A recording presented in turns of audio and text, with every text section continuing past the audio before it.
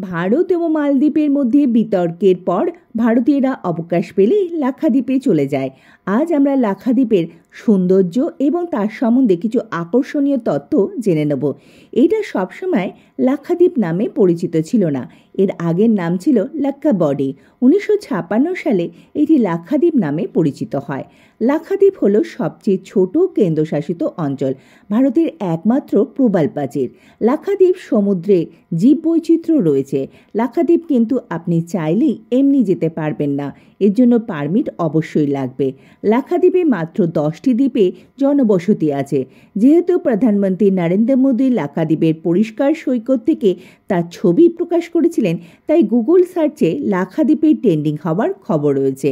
2011 সালের রিপোর্ট অনুযায়ী এই দ্বীপে 70% মানুষই কোনো কাজ করে না। টুনা মাছ, যা বিশ্বের সবচেয়ে দামি মাছ, এই মাছ লাক্ষাদ্বীপের আশেপাশে প্রচুর পরিমাণে পাওয়া যায়। লাক্ষাদ্বীপে কোনো জায়গায় অ্যালকোহল খাওয়ার অনুমতি নেই, এমনকি পর্যটকের জন্যও কিন্তু নয়। এই সমগ্র এলাকায় একটি ফসল পাওয়া যায় প্রচুর পরিমাণে, তা হলো নারকেল, যদিও কিছু লোক ব্যক্তিগতভাবে সবজির বাগান করেছে। লাক্ষাদ্বীপ মহাসাগরগুলির মধ্যে প্রায় 600 প্রজাতির মাছ, 78 প্রজাতির প্রবাল ও 82 প্রজাতির শৈবাল অবস্থান করে। 36টি প্রবাল দ্বীপ রয়েছে, যার মধ্যে 17টিতে জনবসতিহীন। মিনিকয় দ্বীপটি তার নৌকো তৈরির ঐতিহ্যের জন্য বিখ্যাত। লাক্ষাদ্বীপের লোকেরা প্রাথমিকভাবে মালায়ালাম ভাষায় কথা বলে। এখানে কোনো বিমান নেই।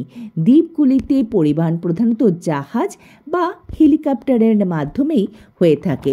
লাক্ষাদ্বীপে যে সমস্ত উদ্ভিদ আমরা দেখতে পাই, তার মধ্যে বেশিরভাগই রয়েছে কলা এবং ভাঁজ, এছাড়া কিছু নাম না জানা উদ্ভিদ। এগুলোকে আবার এছাড়া এখানে কিছু ঘাস দেখতে পাওয়া যায়। দুটি ভিন্ন জাতের সামুদ্রিক ঘাস এখানে দেখতে পাওয়া যায়। এর একটির নাম থ্যালাসিমিয়া হেমোপিনিচ, আরেকটির নাম হচ্ছে সাইমোডিসিয়া। এই ঘাসগুলি সমুদ্রের ক্ষয় এবং সৈকতের পলি চলাচলে রোধ করে। এবার আমরা আসি, আপনি লাক্ষাদ্বীপে যাবেন কি করে। লাক্ষাদ্বীপ যাবার দুটো উপায় রয়েছে, একটি হলো ফ্লাইট, অন্যটি হলো জাহাজ। এয়ার ইন্ডিয়া সপ্তাহে 6 দিন ফ্লাইট পরিচালনা করে।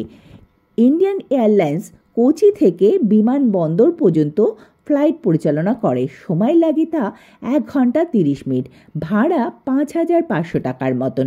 তবে লাক্ষাদ্বীপ কিন্তু সীমাবদ্ধ এলাকা, সবার জন্য উন্মুক্ত নয়। লাক্ষাদ্বীপ যাওয়ার জন্য প্রশাসন কর্তৃক পারমিটের অবশ্যই প্রয়োজন হয়। যদি আমার এই ভিডিওটি আপনাদের ভালো লাগে, তাহলে একটি লাইক অবশ্যই করবেন। সুস্থ থাকবেন, ভালো থাকবেন।